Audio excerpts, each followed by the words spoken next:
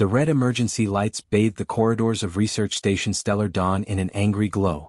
Miho wiped sweat from his forehead as he checked the readings on his console. Something was very wrong with the reactor in Sector 7. Warning. Radiation leak detected. The computer's voice echoed through the station. All personnel must evacuate immediately. Miho looked up from his work just as his alien crewmates came running down the hallway. Commander Vexkull was first, his 4 blue arms waving frantically. Behind him came Dr. Hayan, her crystal-like body glowing bright red with panic. The bug-like engineer Kliktar followed, his 6 legs clicking rapidly on the metal floor. Miho! Vexkull shouted when he saw the human. The reactor core is failing. We need to get to the escape pods right now. But Miho was already looking at his readings again. The numbers were getting worse by the second. How bad is it? He asked.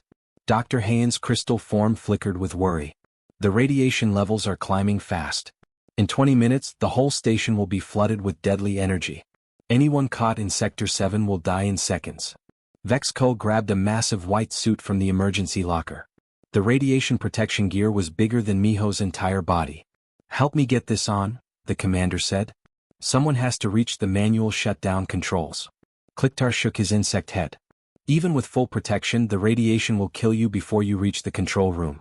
The leak is too big. Miho watched his alien friends struggle with the heavy suits. Each one took at least 10 minutes to put on properly. The helmets alone weighed more than Miho's entire toolkit. He looked at the readings again. 20 minutes had become 15. There's no time for all that, Miho said quietly. He stood up and grabbed only his basic breathing mask from his belt. The aliens stopped what they were doing and stared at him. What are you doing? Dr. Hayan asked, her voice shaking. Someone has to shut it down manually, Miho replied. He checked his mask and headed toward the door marked, Sector 7, authorized personnel only. Vexkull grabbed Miho's arm with 2 of his hands. You can't go in there without protection. The radiation will cook you alive. You'll die in seconds. Kliktar clicked his mandibles together in distress. Humans are soft. You need the full suit. Miho gently pulled free from Vexkull's grip. Look at those numbers. By the time anyone gets suited up, it'll be too late for all of us. Dr. Hayan's crystal body was now flashing between red and white. But the radiation levels, they're already at 20,000 rads. That's enough to kill most species instantly. I'll be quick, Miho said. He put on his simple breathing mask and walked to the heavy door. The aliens watched in horror as the door slid open with a loud hiss. Beyond it, the corridor glowed with an eerie green light. The radiation was so intense that their instruments couldn't even get proper readings. Stop! Dr. Hayan cried. Please, Miho. This is suicide. But Miho had already stepped through the door. It sealed behind him with a solid thunk. The 3 aliens rushed to the security monitors, their different forms of panic filling the small control room. On the screens they could see Miho walking calmly down the glowing corridor. The radiation detector in the corner was screaming warnings and flashing red numbers that kept climbing higher. 30,000 rads, whispered Vexkull. No living thing can survive that. 40,000 rads, Dr. Hayan's voice cracked. Why is he still walking? Kliktar's compound eyes were fixed on the screen. 50,000 rads. He should be dead already. But on the monitor Miho looked perfectly fine. He was checking wall panels and following the emergency signs toward the reactor control room. He moved with the calm confidence of someone fixing a simple problem, not someone walking through enough radiation to sterilize a small moon. This is impossible, Dr. Hayan said, her crystal form flickering rapidly. My people need full protection to survive even 1,000 rads. The aliens watched in stunned silence as Miho reached the control room. Through the cameras they could see him working at the main console, his movements steady and sure. The radiation readings in that room were off their charts. 1 hour passed. Then 2. Then 3. He's been in there for 3 hours, Vexkull said in disbelief. The radiation should have killed him 200 times over. On the screens they watched Miho move from system to system, manually shutting down the failing reactor core. He rerouted power cables with his bare hands. He climbed inside maintenance shafts that were glowing with radioactive energy. He even stopped once to drink some water from his bottle, as if he was just doing normal repair work. Finally, the emergency lights stopped flashing. The warning sirens went quiet. The radiation readings began to drop. 30 minutes later, the door to Sector 7 opened. Miho walked out, pulling off his simple breathing mask.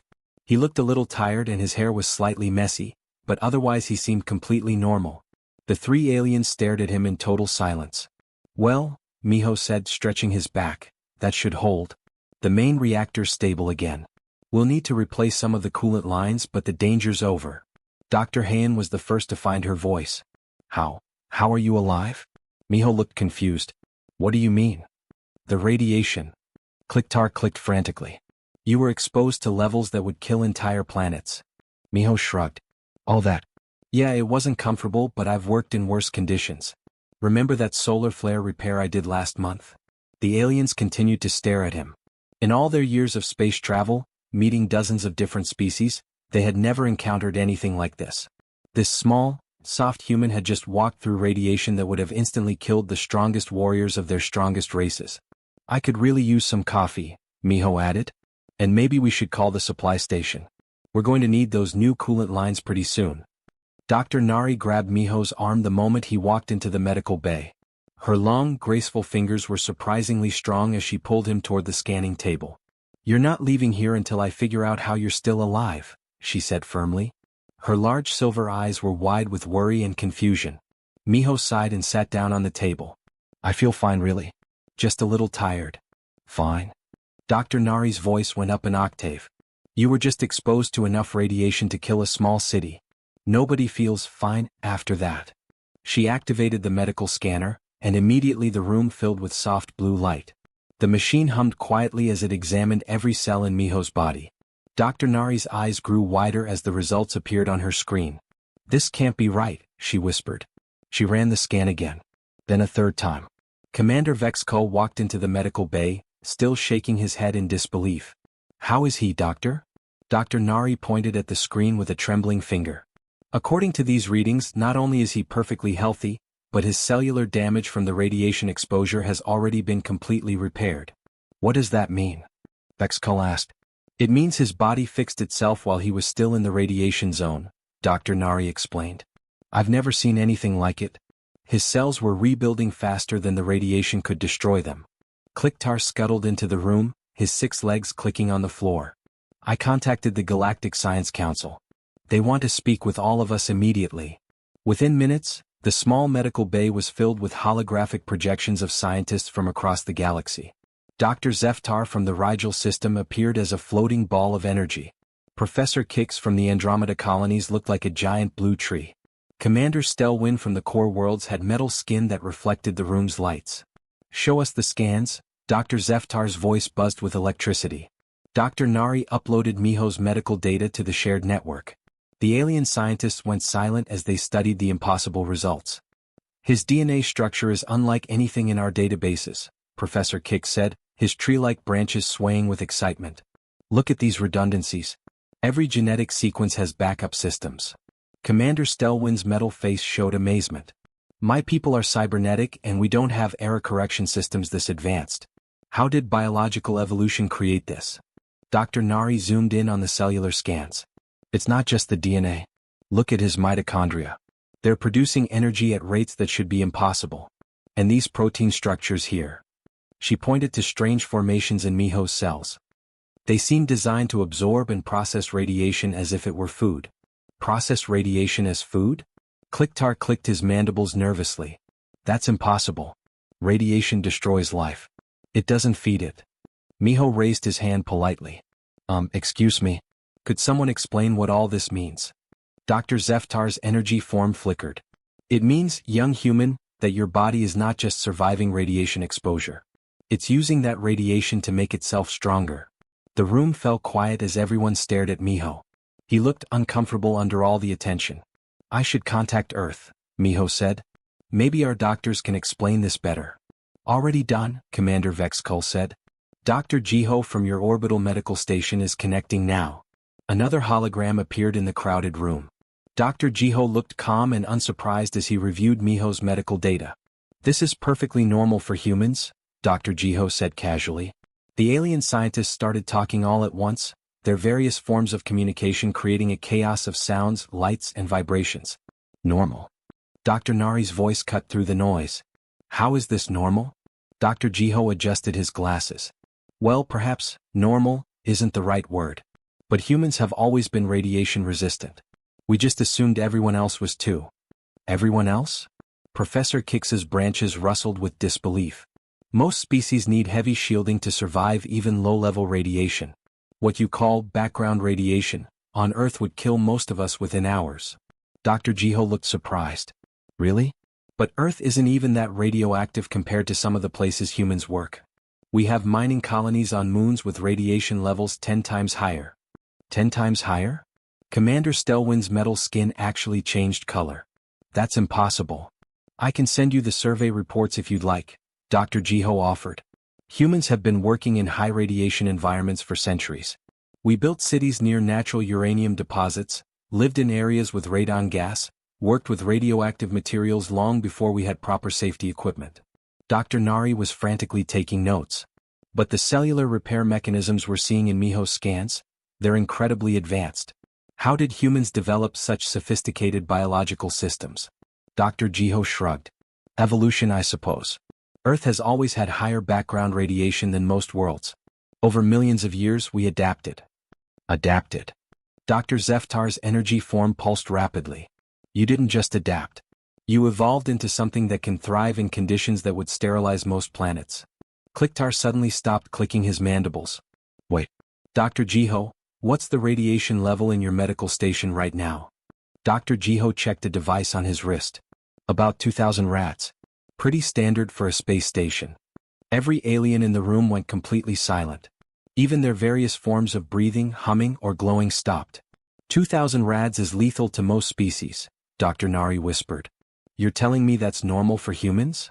Well, yes, Dr. Jiho said. Is that unusual? Commander Vexkull sat down heavily in his chair. We use 2,000 rads to sterilize medical equipment. No living thing should be able to survive that level of exposure. But you're all living in it right now, Miho pointed out. I mean, if space is that dangerous, how do any of you travel between planets? Heavy shielding, Professor Kix explained weakly. Massive energy barriers. Ships that cost more than entire planetary economies just to protect us from the radiation of open space. Miho nodded thoughtfully. That explains why your ships are so big. Humans just use basic hull plating. The holographic scientists looked at each other with growing amazement and horror. They were beginning to realize that what they had considered impossible was actually just another Tuesday for humanity. We need to run more tests, Dr. Nari said finally. Many more tests. Within a week, the research station was buzzing with activity. Ships from across the galaxy had arrived, bringing scientists, equipment, and more humans willing to volunteer for testing. Miho found himself the center of attention he never wanted. Dr. Su-min floated in her containment tank, her gaseous form swirling with excitement. We've prepared 3 different test environments, she announced to the assembled researchers. Each one more dangerous than the last. The first test site was an old abandoned moon called Kuros 4. Long ago, it had been used for weapons testing by the galactic military. Now it glowed with a sickly yellow light that could be seen from space. The radiation levels on Kuros 4 are 100,000 rads at the surface, Dr. Nari explained as they approached in their heavily shielded research ship. We've never been able to land there because even our strongest protective suits fail within minutes. Yunji, a human volunteer from Mars Colony, checked her simple environment suit one more time. It was nothing more than basic life support and communication gear. No radiation shielding at all. Are you sure about this? Commander Vexkull asked for the 10th time. His voice was full of worry. We could lose you down there. Yunji smiled and patted his shoulder with her gloved hand. I've worked in the uranium mines on Europa. This shouldn't be much worse. The alien scientists watched through their ship's sensors as Yunji's small landing craft touched down on the moon's surface. Their instruments immediately started screaming warnings about the radiation levels. She's been on the surface for 5 minutes, Dr. Zeftar announced, his energy form flickering nervously. Any normal being would be dead by now. On their screens, they could see Yunji walking around the crater-marked landscape. She was taking soil samples, checking radiation sources with a handheld device, and even stopping to admire the strange crystal formations that had grown in the radioactive environment. This is beautiful, Yunji's voice came through the radio. These crystals are amazing. They're actually feeding on the radiation. You mean like you are? Kliktar asked quietly. What do you mean? Yunji sounded confused. Dr. Nari checked her readings again. Yunji, according to our sensors, the radiation around you is decreasing. Oh, that happens sometimes, Yunji said casually. Humans tend to absorb ambient radiation. It's probably just my body processing the excess energy. The alien scientists looked at each other in stunned silence. Not only was Yunji surviving radiation that should have killed her instantly, she was actually cleaning up the environment just by being there. After 6 hours on Kuras 4, Yunji returned to the ship with a bag full of samples and a big smile. "That was refreshing," she said. "The radiation there has a nice warm feeling to it." The second test was even more extreme.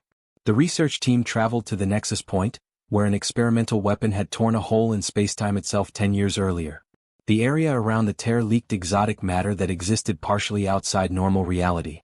"The radiation here isn't just dangerous," Professor Kix explained, his tree-like form shuddering. "It can unravel the basic structure of matter.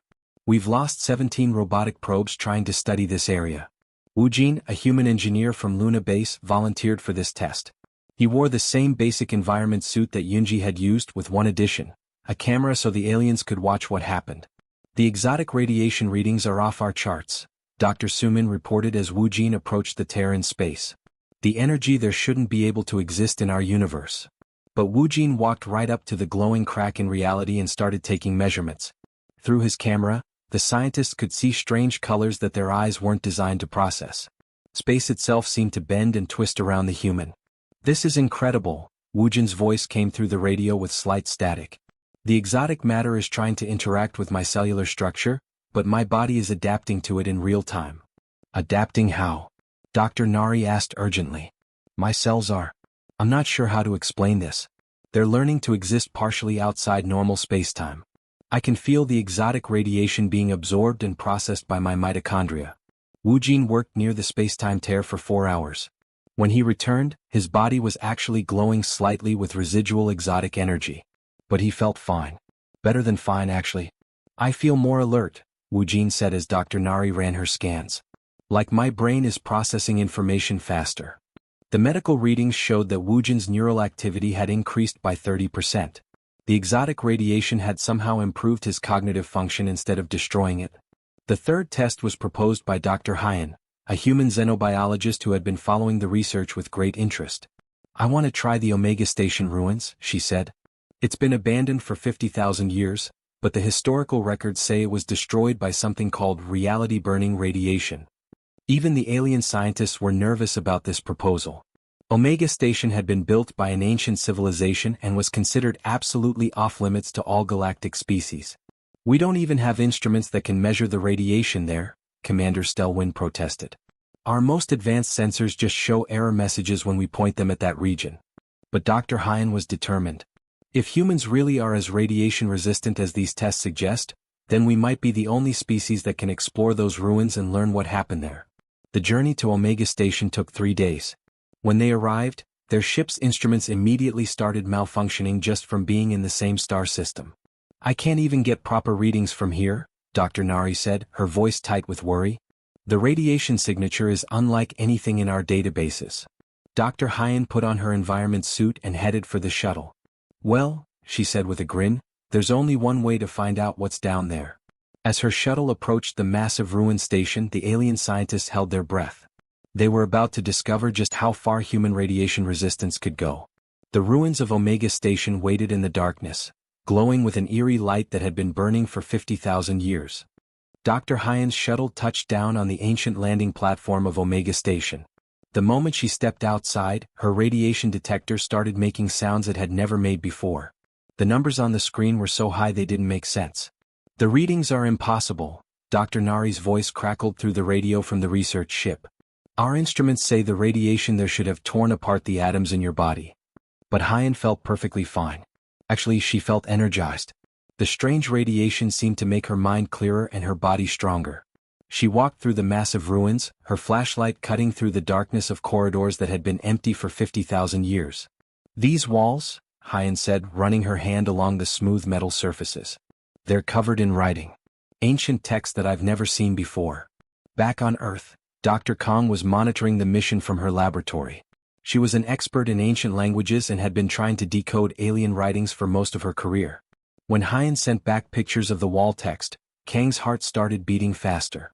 "These symbols," Kong said to her assistant, "they're not completely unknown. We found similar markings in the deep caves under the Sahara Desert last year. While Hyan explored deeper into Omega Station, Kong worked frantically to translate the ancient writing. What she found made her hands shake as she typed her report. The language is calling itself predecessor script, Kong told the research team over the quantum communication link. The beings who built this station called themselves the Shapers of Worlds. Shapers of Worlds? Commander Vexkull asked. We've never heard of any civilization by that name. Kong pulled up older files on her computer. That's because they existed millions of years before any of our current galactic civilizations. According to these texts, they controlled most of the galaxy until something called the Reality War destroyed everything. Meanwhile, Hyan had found the central chamber of Omega Station. It was enormous, with walls covered in the same ancient writing. But more importantly, she had found something that made her gasp in surprise. There's a massive data storage device here, Hyan reported. It's still active after all these years. And it's responding to my touch. When Hyan placed her hand on the ancient computer, information started flowing directly into her mind. The experience was overwhelming. She saw images of the galaxy as it had been millions of years ago, full of advanced civilizations, beautiful worlds, and technologies beyond imagination. I can see their history, Hyan said, her voice filled with wonder. The predecessors weren't just advanced. They had mastered space, time, and the basic forces of reality itself. But then the images changed. Hyan saw something terrible, creatures from outside their universe, beings of pure destructive energy that fed on reality itself. The Reality War had lasted for thousands of years, with the predecessors fighting desperately to save everything they had built. They were losing, Hyan continued, her voice now sad. These creatures from outside were too powerful. They were unmaking entire star systems, turning matter back into nothing. Dr. Kong was translating more text as fast as she could. According to these records, the predecessors tried everything. They built weapons that could destroy entire galaxies. They created barriers around reality itself. But nothing worked. The data flowing into Hyan's mind showed the final desperate plan of the predecessors. They had gathered their best scientists, their greatest leaders, their most brilliant minds. Then they had done something that no civilization had ever attempted before. They changed themselves, Hyan said quietly. They took their own genetic code and modified it to survive in a universe torn apart by the Reality War. The ancient computer showed Hyan images of the modification process. The predecessors had built their bodies to absorb and process any form of energy, including the destructive radiation left behind by the reality-eating creatures. They had created cellular repair systems so advanced that they could rebuild themselves faster than anything could destroy them. But that's not all, Hyan continued, her eyes wide as more information filled her mind. They didn't just change themselves.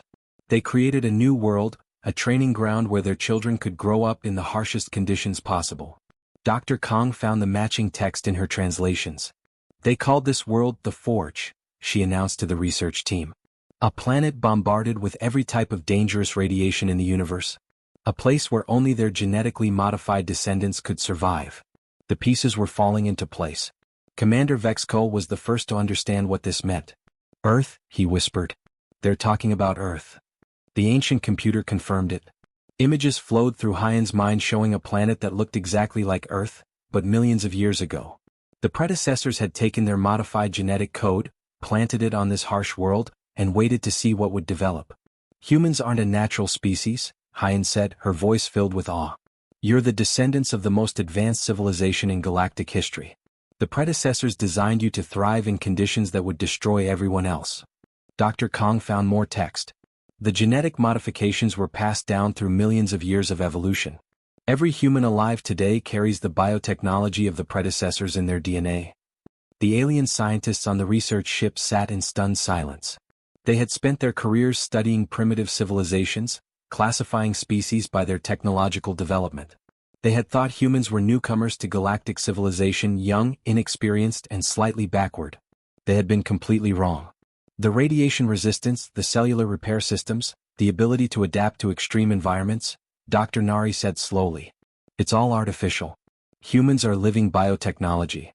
Hyan found one final piece of information in the ancient computer. There's a message, she said. A message left for whoever would eventually find this place. The message was simple, but it changed everything. When Hyan read it aloud, every being in the research team understood that they had been looking at humanity backwards from the very beginning. Here dwells a species that thrives where others perish. They are the children of the hardest tests and the inheritors of our greatest works. Approach with respect, for they are what we made ourselves become. 6 months later, Captain Miho stood on the bridge of the starship Human Dawn, watching his crew work in what the galaxy had once considered impossible conditions.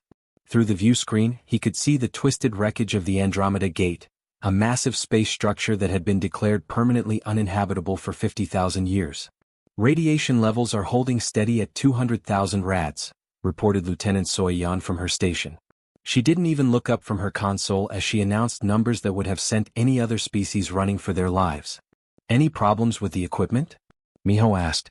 The usual stuff, Soyeon shrugged. Some of the alien-made sensors keep breaking down in the radiation, but our human-built gear is working fine. Miho nodded. Over the past months, human engineers had started redesigning standard galactic equipment. It turned out that when you didn't need to worry about radiation shielding, you could build things much smaller, lighter, and cheaper. Down in the engineering section, Wu Jin was training a group of young Zentari engineers. The aliens wore massive radiation suits that made them look like walking tanks. Wu Jin wore his normal work clothes. The key is not to fight the radiation, Wu Jin explained patiently. Let it flow through the systems. See, your people design everything to block radiation, but that just makes your equipment heavy and expensive.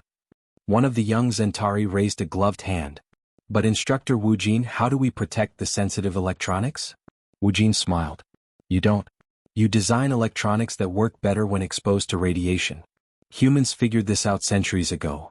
The Zentari students looked at each other through their helmet visors.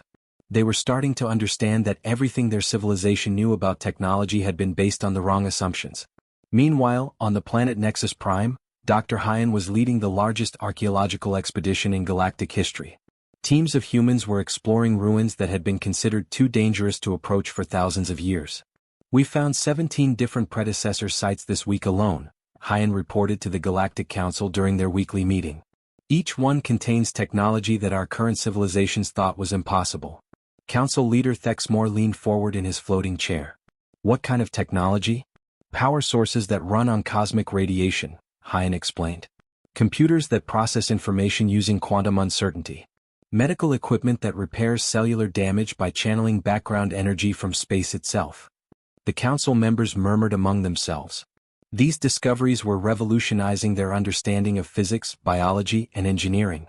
The most interesting part, Hyan continued, is that humans can operate most of this technology naturally. Our bodies interface with predecessor devices like we were designed for them. Because you were, added Dr. Kong, who was attending the meeting virtually from Earth. Every new discovery confirms that humans carry the genetic templates needed to use predecessor biotechnology. Back on the Human Dawn, Miho received an urgent communication from Galactic Emergency Services. A cargo ship carrying exotic materials had crashed on the moon of Tharsis 7. The radiation leak was so severe that it threatened to contaminate the entire star system. How long until the other species can mount a rescue operation? Miho asked. 3 weeks minimum, came the reply. They need time to build specialized equipment and train crews. The radiation levels are beyond anything in their experience. Miho looked at his crew. They were already suiting up for EVA work. We can be there in 6 hours. When the Human Dawn arrived at Tharsis 7, they found a scene that would have terrified any other rescue team. The crashed ship was glowing white-hot with exotic radiation. The moon's surface around the crash site was actually melting from the energy discharge. Readings are 500,000 rads and climbing, Soyeon reported cheerfully. Should be a nice warm working environment. Lieutenant Jaiwan led the EVA team down to the crash site. They worked for 12 hours straight, containing the radiation leak and rescuing the cargo ship's crew. The 3 alien survivors were amazed to see humans working in the deadly environment without any special protection. How are you not dead? Asked Captain Velcour, a Nexari whose gaseous form was barely holding together despite his protective containment suit. Jaiwan smiled as she helped him to the rescue shuttle. Just another day at work for us. News of the rescue spread quickly through galactic communications networks. Soon, human emergency response teams were being requested for disasters across the galaxy. The Galactic Safety Council had to create an entirely new category of emergency response. Extreme radiation incidents, human teams only. Dr. Nari, now working as a liaison between human and alien medical teams, found herself constantly amazed by what she learned about human capabilities. We tested Yunji again yesterday, she told a medical conference on Rigel Station. After 6 months of regular exposure to high-level radiation, her cellular repair systems have actually improved. She's processing energy more efficiently than when we first met her. You mean the radiation is making her stronger? Asked Dr. Kix. Exactly. Human bodies seem to adapt and improve when exposed to the types of radiation that kill other species. It's like they're designed to thrive in the harshest environments in the universe. Because they are, added Commander Vexkull, who had become one of humanity's strongest advocates in the Galactic Council. We've been thinking about this all wrong. We've been treating humans like they're weak because they come from a harsh planet. But Earth wasn't harsh for humans. It was perfect for them. 6 months after first discovering human radiation immunity, the galaxy had completely restructured its approach to dangerous environments. Human-led teams were reclaiming entire star systems that had been written off as uninhabitable. Ancient predecessor sites were being explored for the first time in millennia. Technologies thought lost forever were being recovered and studied. Miho stood on the observation deck of Luna Base, looking out at the construction of humanity's new flagship research facility. Ships from dozens of species were bringing materials and equipment, all designed to work alongside human capabilities rather than despite them. Hard to believe it all started with a simple reactor repair, he said to Soyun, who was reviewing construction schedules. Not so simple, she replied with a grin. Turns out we've been the galaxy's ultimate cleanup crew this whole time. We just didn't know it. Through the view screen, they could see human work crews installing the new warning beacons around Earth's solar system. The message, translated into every known galactic language, was clear. Here dwells a species that thrives where others perish. They are the inheritors of the greatest works and the children of the hardest tests. Approach with respect, for they have become what the universe demanded. The galaxy had finally learned who humans really were.